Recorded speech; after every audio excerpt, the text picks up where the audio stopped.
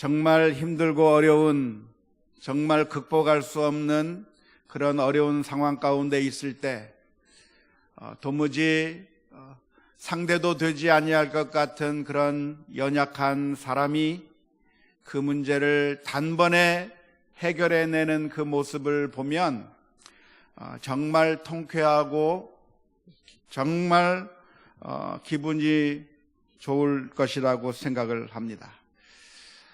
다윗과 골리앗의 이야기는 그래서 우리 성도들에게 뿐만이 아니라 심지어 교회를 다니지 아니하는 불신자라고 할지라도 너무나 잘 알려져 있고, 골리앗과 같이 그 거대한 그 상대를 다윗과 같이 작은 사람들이, 작은 힘이 없는 사람들이 물리쳐서 승리하는 이야기들은 언제 이야기를 들어도 정말 기쁘고 행복한, 너무나도 통쾌한 이야기가 아닐 수가 없습니다.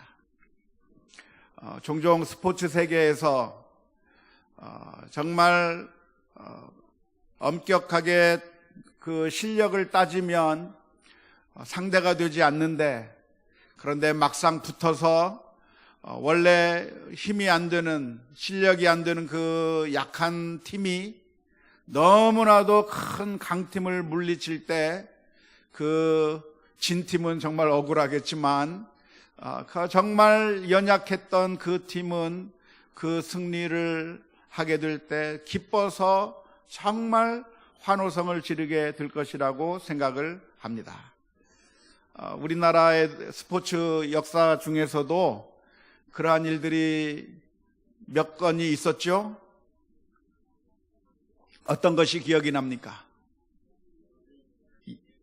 최근에 독일을 물리쳐 이긴 그런 어마어마한 결과가 있었습니다.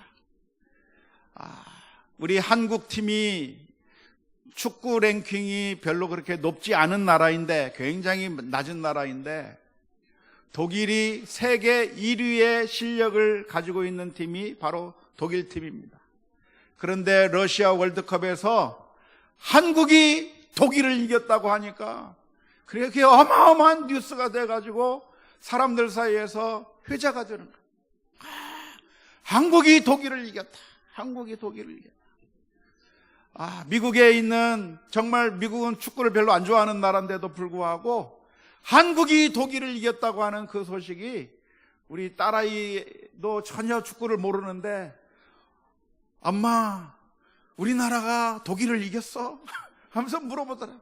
어마어마한 그런 뉴스거리로 다가오는 것을 느끼게 됩니다. 정말 신이 났던 것은 2002년 월드컵이라고 생각을 해요. 2002년 월드컵에서 누가 골든골을 넣었죠? 안정환이가 넣었어요. 안정환이 골든골을 탁 넣음으로 말미암아 우리나라가 이탈리아를 물리치고 승리하게 되는 그 순간, 그래서 우리가 4강에 진출하게 되었을 때 계속해서 우리나라 사람들은 하루 종일 노래를 부르면서 좋아했습니다. 무슨 노래를 불렀습니까? 오 필승 코리아 그러면서 막 노래를 불렀어요. 상대적으로 보면 힘이 약한 사람들인데 그 강팀을 물리쳤을 때 그 기쁨은 어마어마하게 크게 일어날 것이라고 생각을 합니다. 바로 그 원조가 되는 사건이 다윗이 골리앗을 이긴 사건인데, 다윗이 골리앗을 이겼을 때 이스라엘 민족에게 얼마나 큰 기쁨과 그 감격이 넘쳐났겠습니까? 이것은 단순히 우리가 축구 경기에서 우리가 독일을 이기고 우리가 이탈리아를 이기고 하는 그런 정도의 기쁨이 아닙니다. 당시의 전쟁이라고 하는 것은 정말 무시무시한 전쟁이었습니다. 한 나라와 또 한 나라가 같이 전쟁을 하게 되는데, 그 전쟁을 해서 한 나라가 승리하게 되면 어떤 결과를 가져옵니까? 혹시 영화 아포칼리포라고 하는 그런 영화를 보셨는지 모르겠어요. 그 아포칼리포라고 하는 영화를 보면 고대 세계에 있었던 전쟁이 어떤 어마어마한 결과를 가져오는가를 아주 생생하게 묘사를 하고 있는 영화인데요, 그 영화를 보면 진민족이 그야말로 포로로 잡혀가는 겁니다.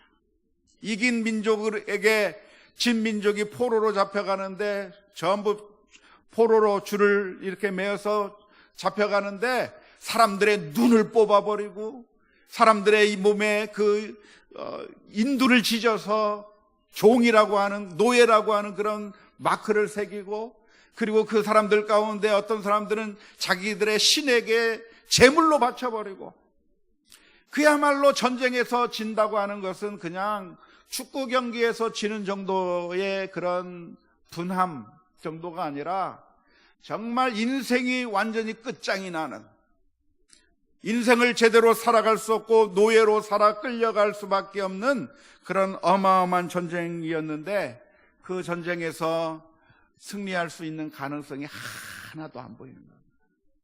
골리앗이라고 하는 그 어마어마한 장수가 나와서 블레셋 사람들의 사기를 북돋을 뿐만 아니라 이스라엘 민족을 완전히 제압해버리고 있는 그 상황 가운데서 이스라엘 민족들은 공포했다는 거예요.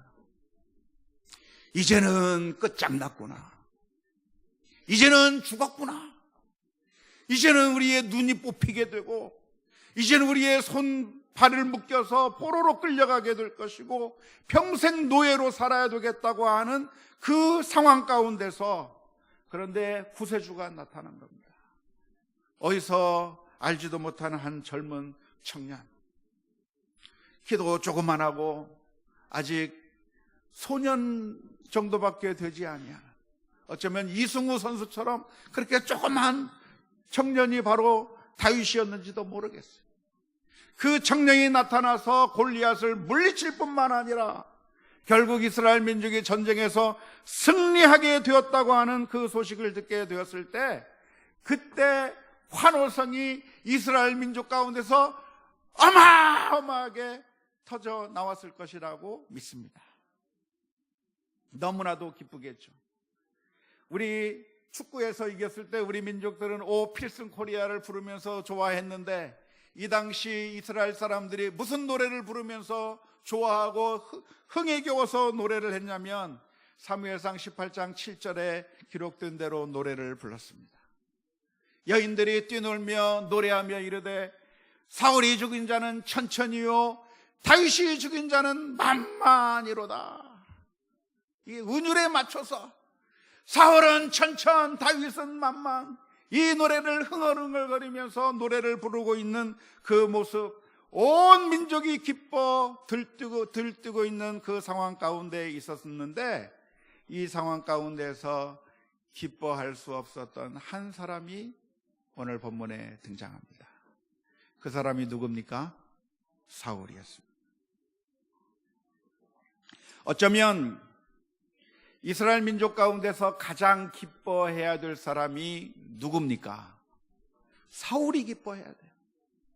다른 사람이 기뻐하는 것 이상으로 이스라엘 민족을 책임진 왕이요, 이스라엘 민족을 리드하는 그 왕으로서 가장 기뻐해야 될 사람이 누구냐면 바로 사울이 가장 기뻐해야 될 사람인데, 안타깝게도 그 순간에 기뻐할 수 없었던 바로 그 딱 한 사람이 누구였냐면 바로 사울이 기뻐할 수가 없었습니다.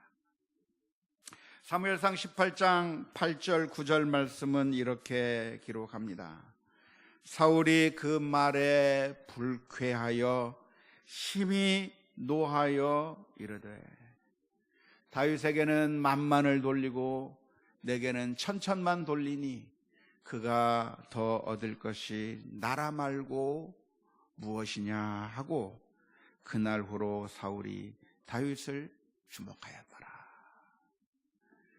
사울은 잘 알았습니다.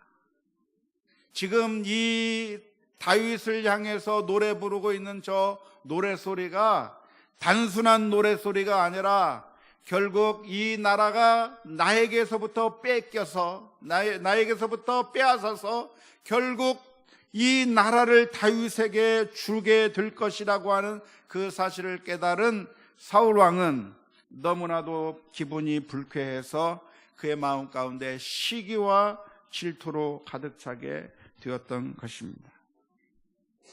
오늘 본문에는 읽지 않았고 앞으로 우리가 더 살펴보면서 읽게 되겠지만, 이날 이후로부터 사울의 가장 최우선 과제로 무엇을 삼았냐면 다윗을 없애는 것으로 자신의 과제를 삼았습니다. 사울왕이 삼아야 될 최고의 과제가 무엇입니까? 그는 어떻게 하면 이스라엘 민족을 행복하게 만들 것인가? 의적으로부터 우리나라를 어떻게 하면 안전하게 보호할 것인가? 어떻게 하면 이 나라를 좀 더 멋있는 나라로 만들 것인가? 라고 하는 그런 국가적인 왕으로서의 사명을 가장 최우선 과제로 생각한 것이 아니라 어떻게 하면 다윗을 죽일 것인가 하는 그것이 바로 사울왕의 최우선 과제가 되고 말았다고 하는 것입니다. 그래서 결국 다윗이 사울을 위하여 악기를 연주하고 있을 때 사울은 그 다윗을 향해서 창을 던져서 다윗을 죽이려고 했던 일이 있었는데요, 그때 사울 왕이 다윗을 죽이려고 했었던 그 첫 순간만큼은 그래도 즉흥적이고 그 순간의 감정에 눌려서 화가 솟아올라서 그래서 창을 무심결에 던졌을 가능성이 있습니다.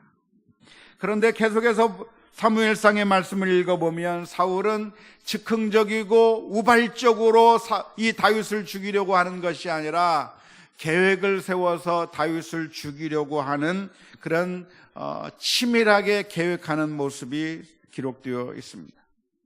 다윗에게 자신의 딸 메랍을 주겠다고 약조하면서 나의 딸과 결혼하기 위해서는 블레셋 사람들의 표피 100개를 잘라오라고 요구를 했습니다.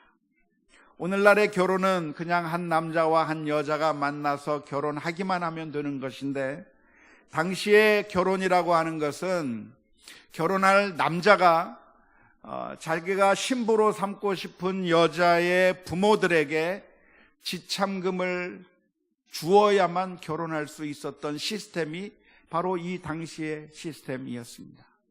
그래서 경제적인 능력이 없는 사람은 결혼할 수도 없었고 무엇인가 지참금을 마련해야만, 그래서 자기가 그 지참금을 들고 장인 장모가 될 사람에게 찾아가서 내가 당신의 딸을 사랑하기 때문에 결혼하고 싶다고 말하면서 그 지참금을 내놓으면 그 장인 될 사람이 그 지참금을 보고서 이 정도 가격 가지고는 내 딸을 줄 수가 없다고 거절해버리면 결혼이 안 되는 거예요.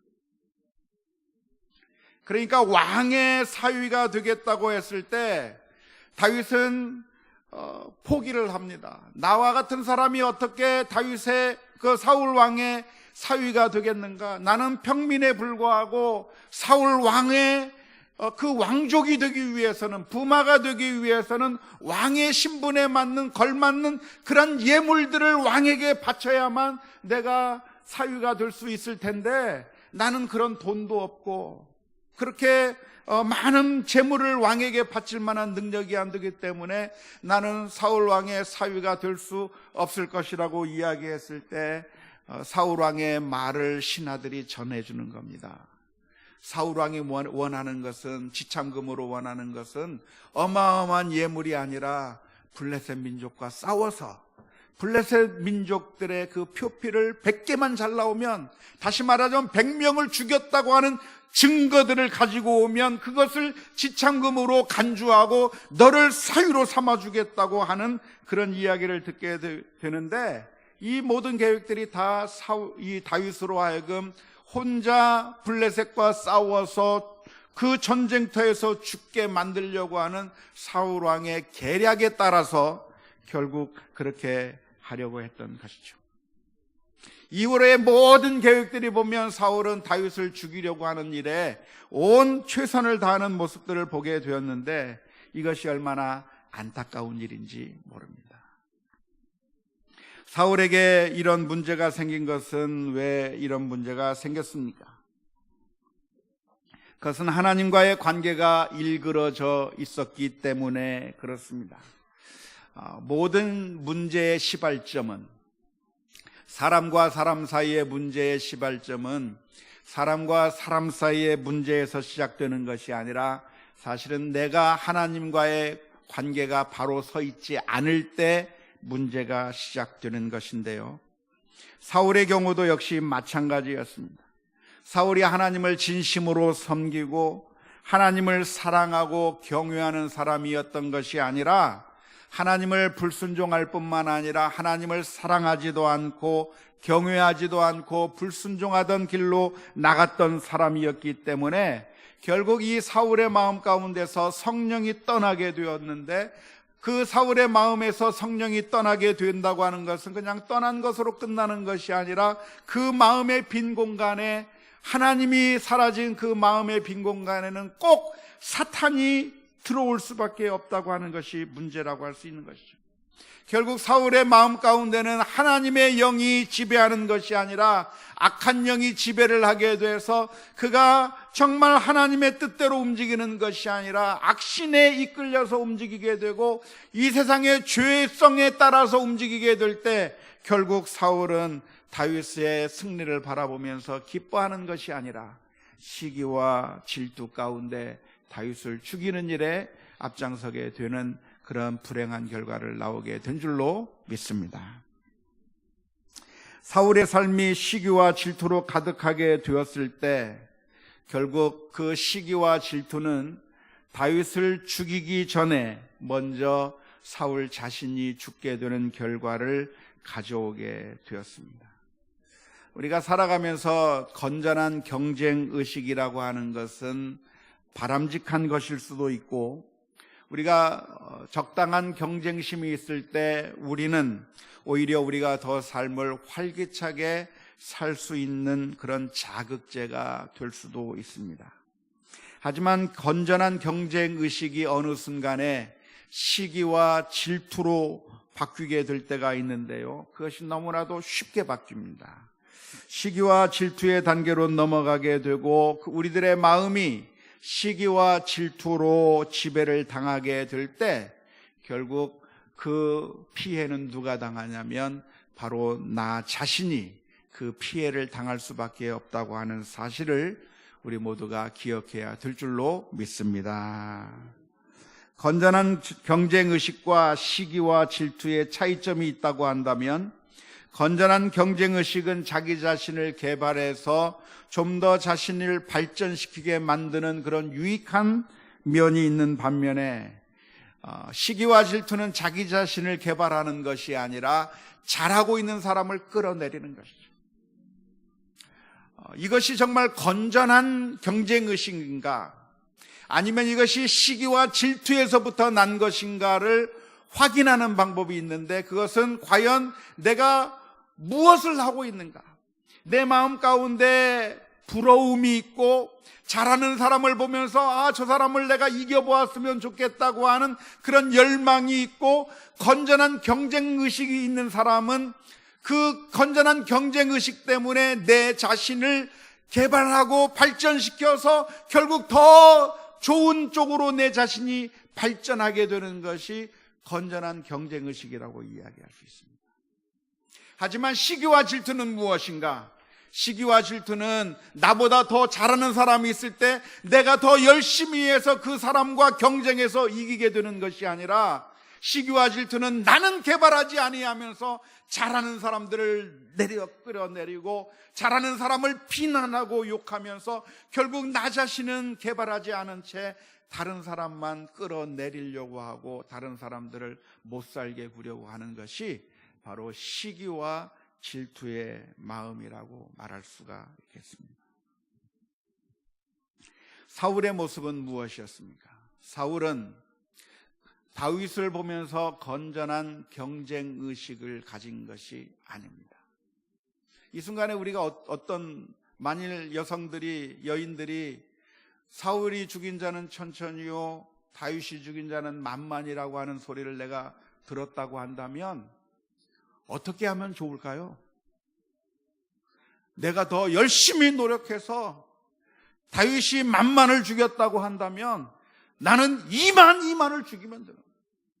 내가 더 열심히 노력해서, 내가 더 열심히 수고해서 다윗을 능가하는 사람이 되도록 최선의 노력을 다하면 되는 거예요. 그러면 그것은 건전한 경쟁의식이라고 이야기할 수 있습니다. 하지만 다윗이 선택한 것은 무엇이냐면, 사울이 선택한 것이 무엇이냐면, 자기 자신을 개발하려고 하는 것이 아니라 잘 나가는 다윗을 죽이려 하고 끌어내리려고 했다고 하는 것이 문제인데, 이것이 바로 시기와 질투라고 말할 수가 있겠습니다. 사울 왕은 다른 모든 중요한 일들을 다 내팽개쳐 버렸습니다. 왕으로서 당연히 해야 할 일들을 다 포기해 버렸습니다. 그리고 사울의 일생의 최우선 과제는 다윗을 죽이는 일이었습니다. 만일 이 사울에게 시기와 질투심이 없었더라고 한다면, 그러면 사울 왕은 왕으로서의 사명을 잘 감당할 수도 있었을 것입니다. 다윗을 자신의 군대 장관으로 삼고, 그리고 블레셋 사람들이 쳐들어오면 다윗을 내보내는 겁니다.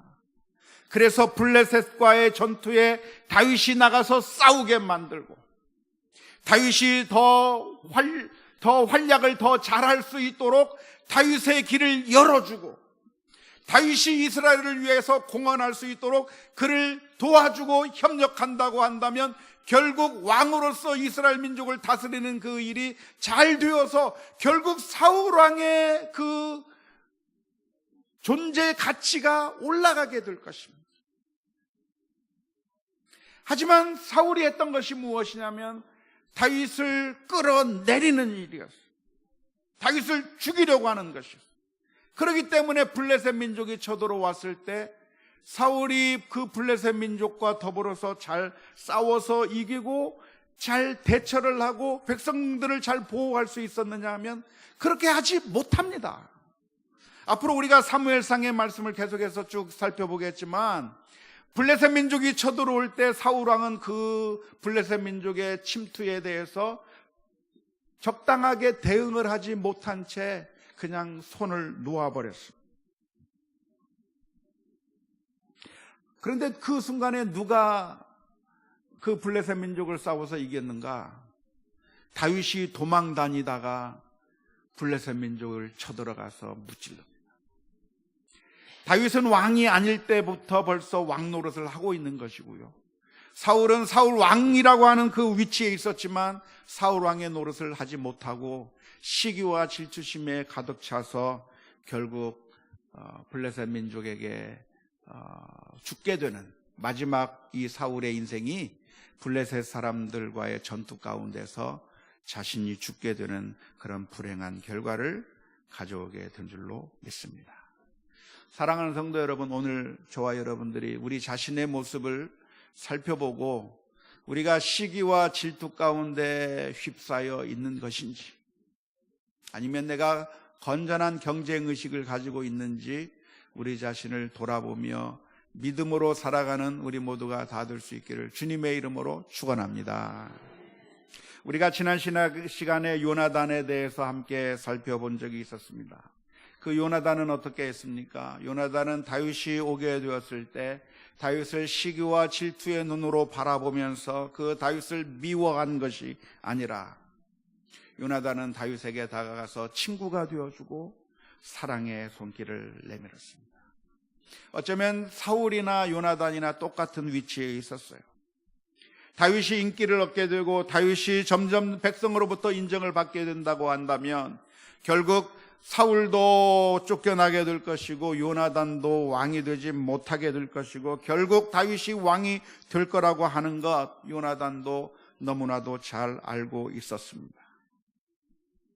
하지만 놀랍게도 요나단은 사울과 달리 시기하지 않았고 질투하지 않았고 오히려 다윗을 사랑하고 아껴준 모습이 요나단의 모습 가운데 있는데, 원하기는 저와 여러분들이 요나단과 같이 우리 모든 사람들을 바라보고 대할 수 있는 우리 모두가 다 될 수 있기를 주님의 이름으로 축원합니다. 누군가 잘하는 모습을 보면 어떻게 해야 되겠습니까? 칭찬해야 돼요. 우리 교회 내에서 칭찬하는 분위기가 자꾸만 활성화되고 자꾸 일어나고 격려하는 분위기가 있어야 될 줄로 믿습니다. 누군가 잘하면 잘한다고 박수 쳐야 되는데 그 박수 치는 그 모습을 보면서 시기하고 질투하고 저 사람은 왜 박수를 받는가 하고 저 사람은 왜 더 인기를 얻는가 하고 괴로워할 것이 아니라 함께 기뻐하며 즐거워하는 우리 모두가 다 되어야 될 줄로 믿습니다.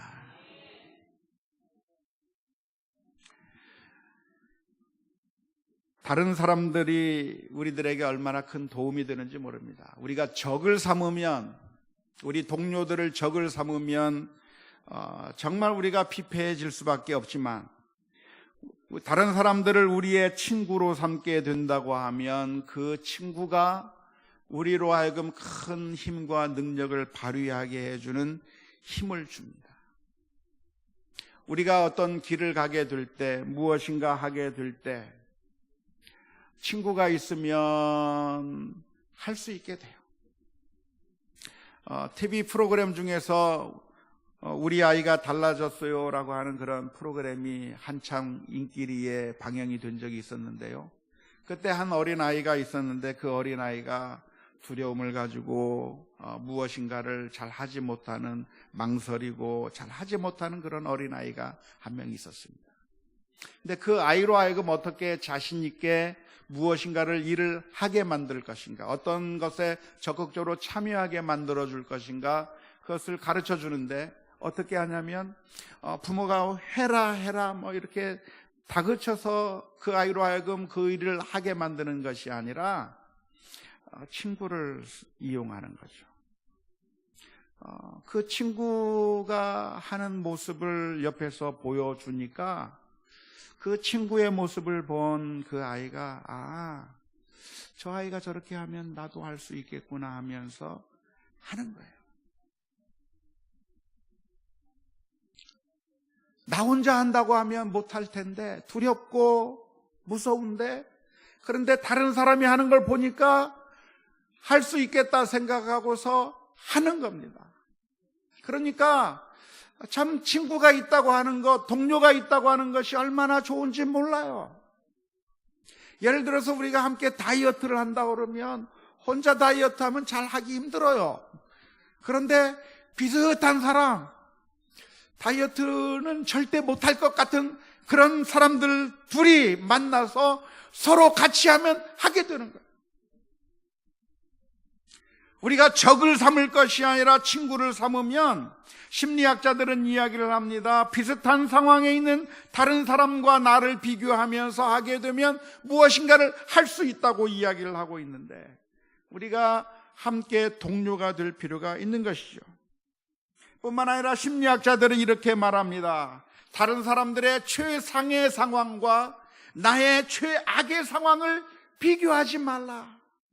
다른 사람들이 아주 잘 나가고 있는 그 상황을 보면서 나의 최악의 상황과 비교해서 열등감에 빠질 것이 아니라, 잘하는 사람들은 잘하는 것대로 인정해주고 나의 모습들을 살펴보면서 그 사람과 함께 같이 갈 필요가 있다 말하는 것입니다.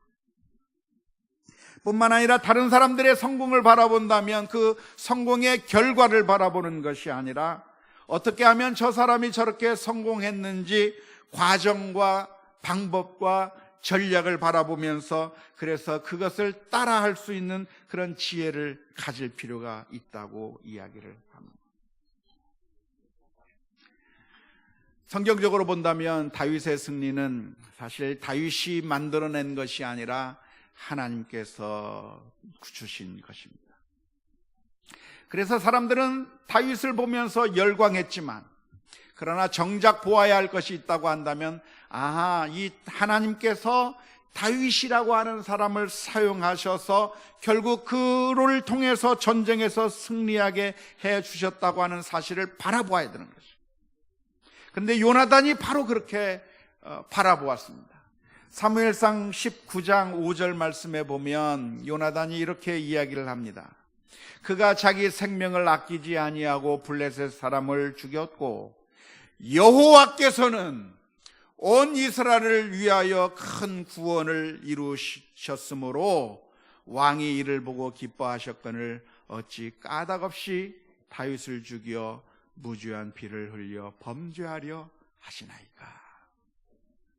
요나단은 무엇을 보았냐면 다윗의 모습만 본 것이 아니라 다윗을 하나님께서 사용하셔서 그래서 하나님께서 이스라엘 민족을 구원해 주셨다고 하는 그 사실을 바라보게 된 것이죠. 그렇다고 한다면 다윗이 어떤 대단한 인물이 아니라 사실 하나님의 손에 붙들려 사용된 그 도구에 불과하다고 하는 사실을 알게 된다고 한다면 우리가 시기하고 질투할 것이 아닙니다. 사실 하나님께서 우리 모두를 다 다르게 창조해 주셨어요.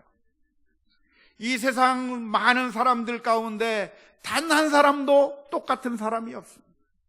모든 사람들을 다 하나님께서 다르게 창조하셨고 하나님께서 다 다른 모습으로 다른 재능으로 다른 모습들로 다 만들어 놓으셨기 때문에 하나님께서 각 사람들을 각 사람들이 맞는 형편에 따라서 그 사람들을 사용하고 계십니다. 그런데 그 사람들이 다 있어야 그래야 그 모든 일들이 이루어질 수가 있는 것이죠. 우리나라 축구팀이 지금 11명이 베트남하고 싸워서 지금쯤이면 끝났겠죠. 지금쯤이면 끝났겠는데 그 11명의 축구 선수들이 전부 다 공격수만 있습니까? 아니요. 공격수도 있고 미들필더도 있고 수비수도 있고 골키퍼도 있어요.